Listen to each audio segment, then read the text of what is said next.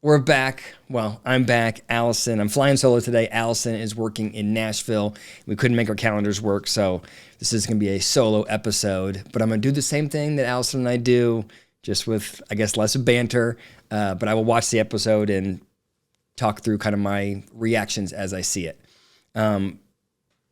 Please, if you would, what would really be valuable to me is if when you watch this episode, you hit the like button and let Allison know that I can hold it down even when she isn't here. Okay, before we get into it though, I want to thank the sponsor for today's video, Babbel. I'm so happy Babbel is sponsoring today's video. I took Spanish in high school and in college, and I was not good at it either time.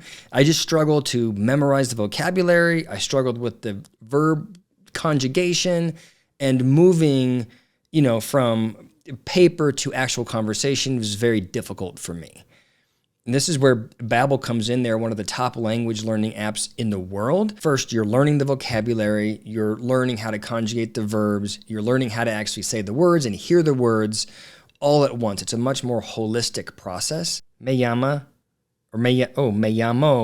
Sabina. Me llamo Sabina. So you can see here, you're having to read it and you also hear it. Babbel also offers unique ways to learn. So for example, there's a podcast section. And so I want to learn about Spanish.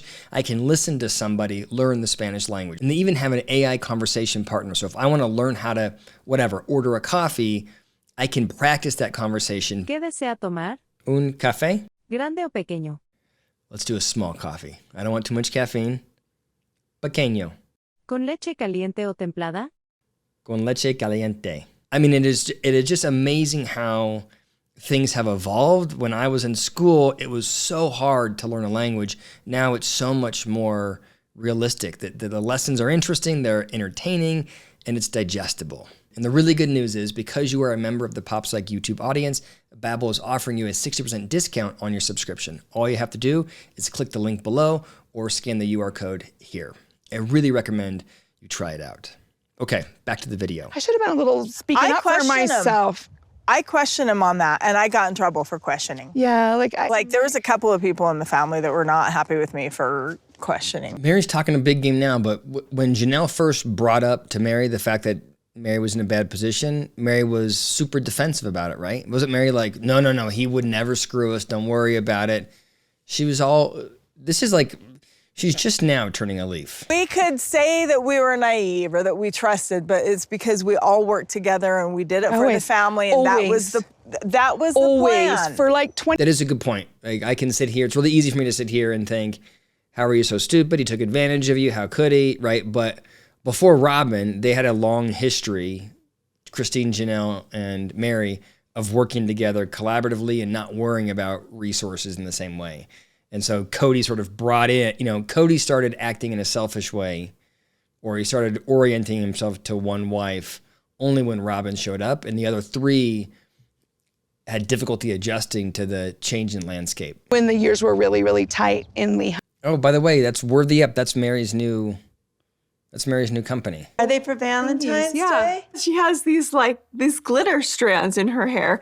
It's adorable. That looks cute. I might need to get that for Valentine's Day. If Allison were here, she would say that she loves those because Allison is always wanting to put those in her hair.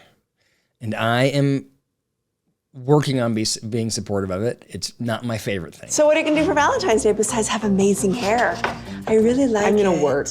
Oh. Have sex. What'd you say? Nothing. What did you say? Obviously nothing. That's not. I feel like the audience is like 50-50 on McKelty, but I mostly think that she's funny. Wear what you want to wear. Okay, thank you. That's my favorite answer. Belt? No belt. No, take the belt off. Wow, okay. It's not your wedding all over again. I just think I would struggle if my mom did that to me. And so maybe I'm projecting, but the kids must be uncomfortable with this, right? Why the hypersexualized Christine? Maybe if you're a daughter, it's different.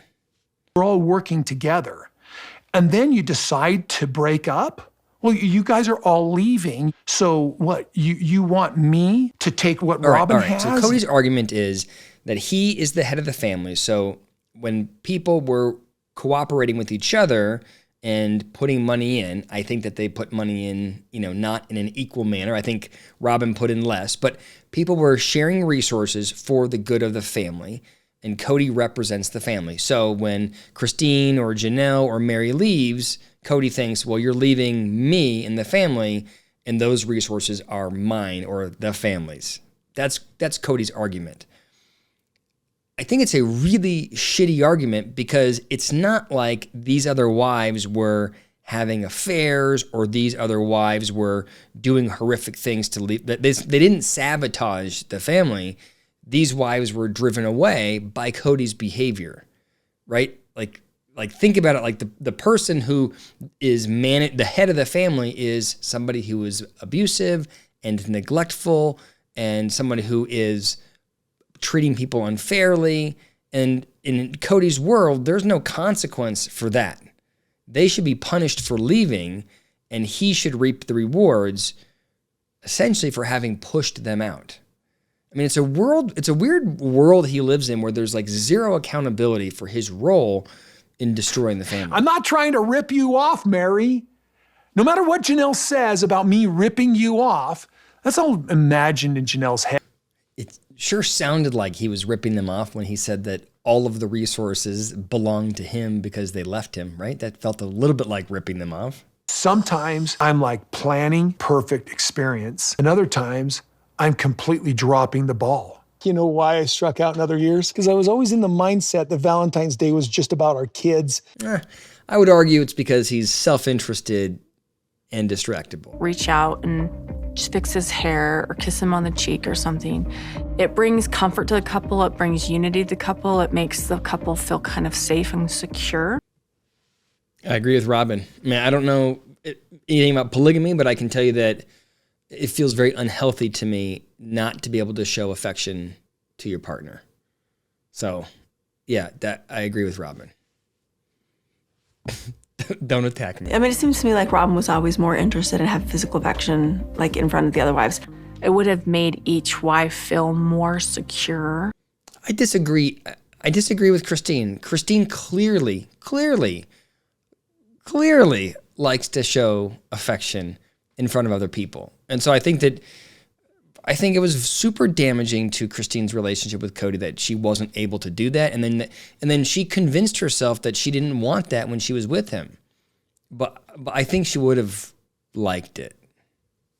She is very dramatic and extremely expressive. She's like my mini-me. She's disappointed. She is mean to me. But when she's really happy, it's like, Dad, you're the best dad in the whole world. I love you so much. That sounds like a personality disorder. I'm not diagnosing him with that, but that's some of the diagnostic criteria for borderline personality disorder. In an adult, you would not diagnose a child with that.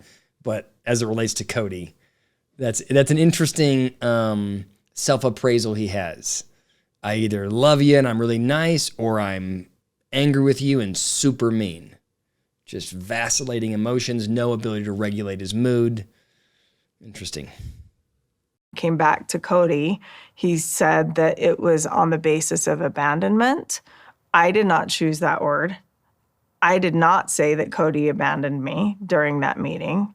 And so I can't be held responsible for... But he did abandon her. I don't understand why she can sit here. She's left the marriage. She's more confident now. She's wearing her worthy up shirt. She's got some perspective. She's dated other people, but she's still concerned with protecting his reputation, with protecting his ego. Like, it is clear that he abandoned her. Just because he didn't ask for a divorce doesn't mean he didn't abandon her. He told her, I don't love you. It's difficult to show you love and affection.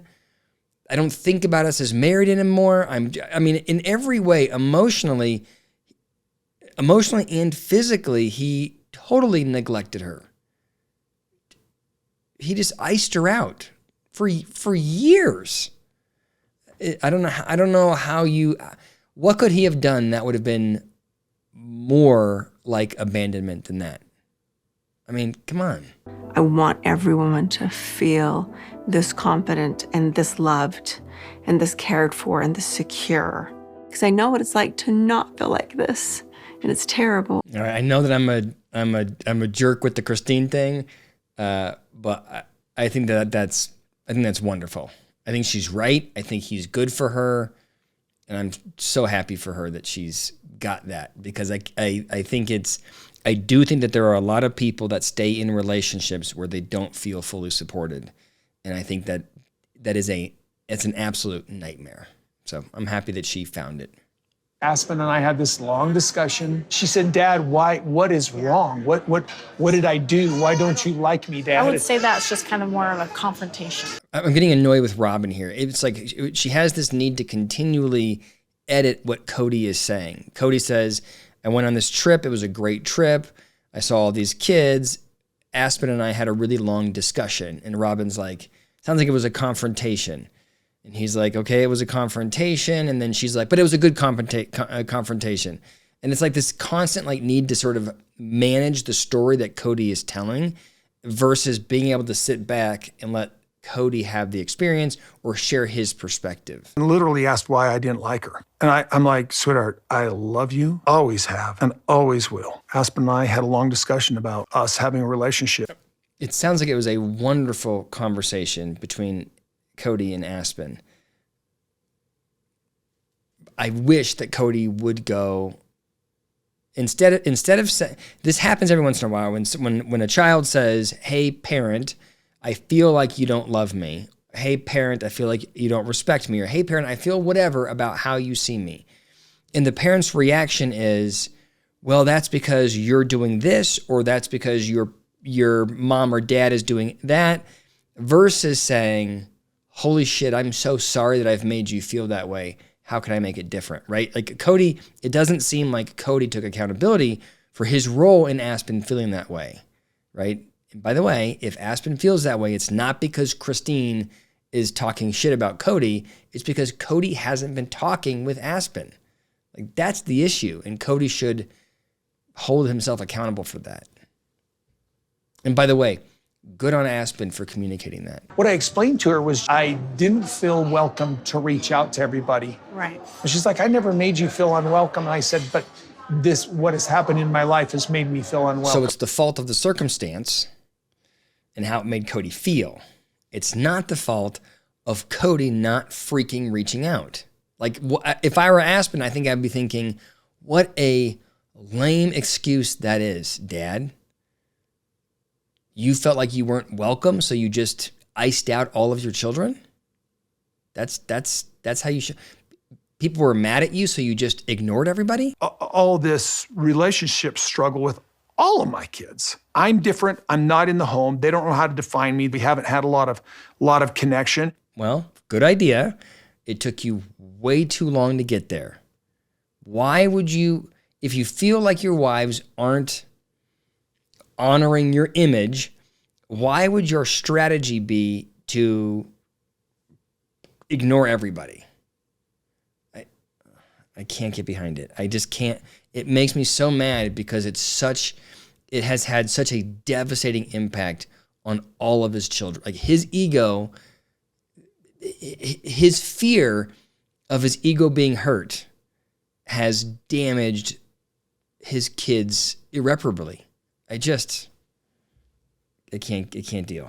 But I'm not interested in plural marriage anymore. This was a part of our initial agreement in our relationship, is that we were living plural marriage. Wow. So he's a strong no, and Robyn sounds like she's a yes. This is what Robyn wants. I think the biggest thing is whether or not you're able to process through it enough that you can be yourself again, because you've been very, very angry. It sounds like he was and continues to be awful. Like, he's talking about it. I mean, I feel like the last 2 seasons, right? He said, I've been going through a hard time, but I'm out on the other side of it now, right? Where I'm re-engaging with Robyn, and it sounds like Robyn's saying, nah, man, you're still not engaging the way I want you to. Those mean women, they're gone. I never loved them anyway. I mean, this is really the crap I was spewing because that was only defense I had. Divorce just does that to you.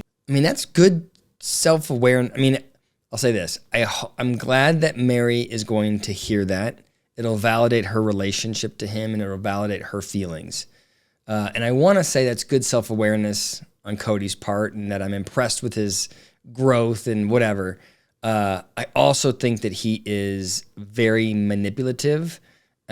He's aware of how that landed with the audience, and I think he's aware of what we sort of all want to hear. So I'm not sure if I totally believe this, like, oh, I've figured it out position he's in now, but for Meri's sake, I think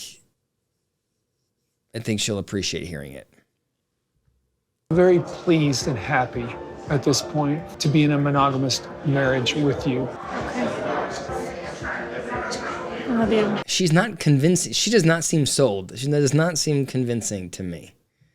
I think that is interesting. It's like he's all in with her, it appears, and she seems like she's 50-50 in my mind. Mr. Wives. I give the episode a B. I'm happy that Janelle and Meri are seeking legal support, and I'm happy that to whatever degree Kody appears to have an increase in self-awareness. And of course, I want to thank the sponsor for today's video, Babbel. Babbel is offering you a 60% discount on your subscription. All you have to do is click the link below or scan the QR code here. Okay.